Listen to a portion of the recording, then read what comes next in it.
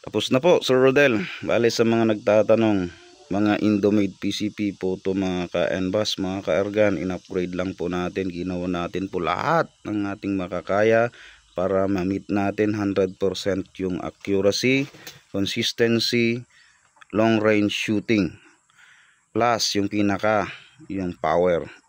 Nakakatawa dahil dati kung problema natin is yung power, nang hirap nang kunin yung 800 FPS. Ngayon, ang hirap nating ipababa kasi nakaka 1,000 mahigit.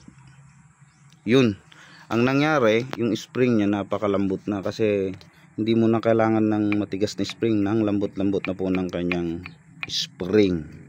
Ayun, para lang mapapunta natin sa 910 FPS na muzzle velocity. Doon natin chinon mga ka-NBAS para hindi masyadong malakas sa hangin. Kung i-observe natin, ayan, kasako. Lalagyan natin dito. Sa 900 FPS, okay, darak po yan, nasa baba. Check natin kung gaano kalakas yung buga niya ng hangin. Sa 910 FPS, ganun lang kahina. Ganun lang kahina yung buga niya. Pero nakapalipad siya ng napakalakas na muzzle velocity. Ganun lang siya kahina.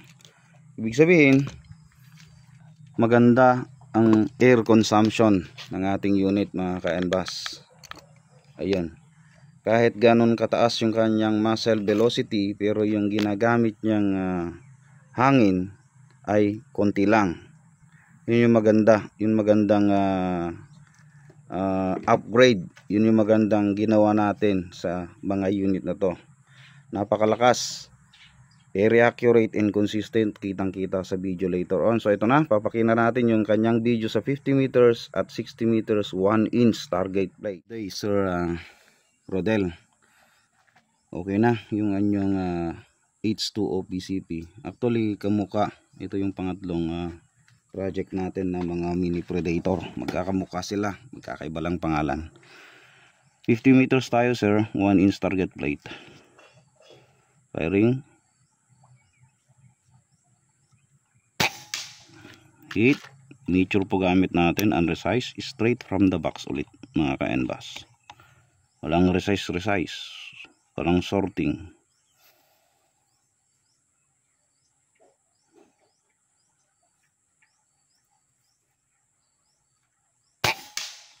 Hit, pangalawa,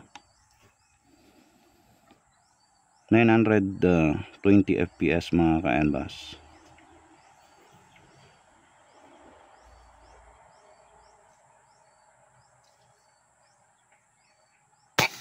Tatlo, solid, sakit. Subukan nating tirahin kahit gumagalaw. 4, kuha pa rin natin kahit gumagalaw. Then sige, try natin ulit. 5, o diba? Uy, marami pa rin yupi-yupi. Sa 60 meters tayo mga ka-NBAS, mga ka-Ergan, Sir Rodel. Mayroon tayong maliit dito try natin. So parallax as usual.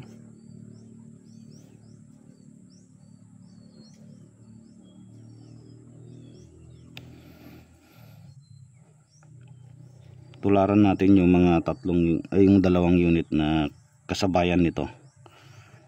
Yung kanilang POI sa 60 is 6.6. Okay, firing. 1 inch target plate sa 60 meters. Oy, medyo sa kanan. Kumanan konti, nag-flinch tayo. Bawi.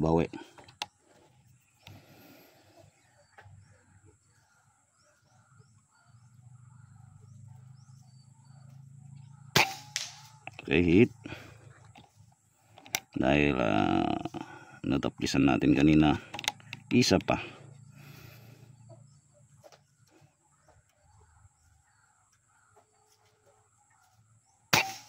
Okay, solid hit. So hindi na chamba yan mga ka-NBAS, meaning less than 1 inch po yung kanyang ano to, matigas pasok. Uy. Ulitan natin. Okay, 60 meters, 1 inch target plate again.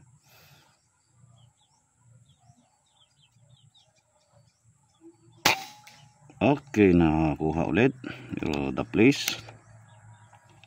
Isa pa. Meaning within 1 inch ang kanyang grouping sa 60 meters mga ka-NBAS. Oh, solid. Takas, sakit. So kung nalalakihan tayo dito sa 4x4 dito sa 60 meters natin, siguro sapat na yung 1 inch dyan mga ka-NBAS sa 60 meters. 70 meters, abay, talagang malaking malaki na yan. 4x4 plate po yan, papalitan natin. Siguro gawin nating 2x2 later on. Dahil 0.6 doon sa 60 meters, gawin natin dito 1.5 or 1 mil. Solid, sakit.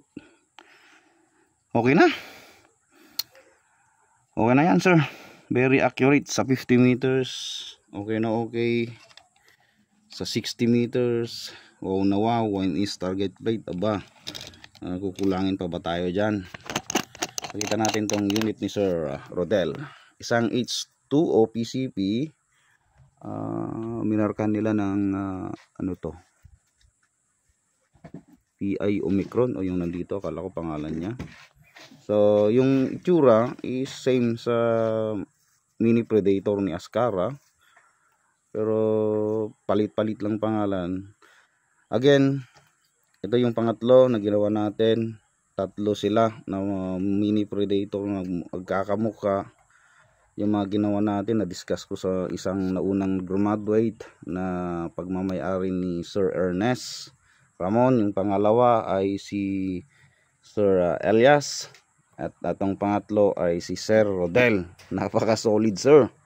Okay, yung mga ginawa natin nandyan lahat. Fully grown Mini Predator na to. Hindi na, tanggalin na natin yung mini. Fully grown Predator, halimaw, mga ganon. Ayun, ang ating gamit ay Meteor straight from the box. Ayun, oh, dito pa lang. Itong gamit lang natin na pellet. Pulot-pulot na lang basta-basta. Okay, unsorted. Ang kanyang muzzle velocity, pa-assist nga brother. Pakita natin ang kanyang muzzle velocity. Yung manok, lagyan natin ng bala.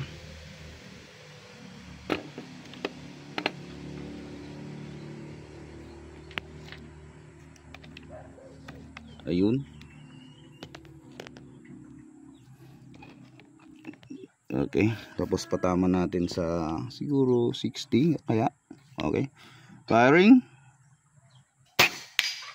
Ang lutong 910 or 910 fps average. Okay, yan po Sir Rodel ang inyong muzzle velocity. So anyway, ilalagay ko dito sa screen dito yung kanyang details, kasama na rin pati mga reg output.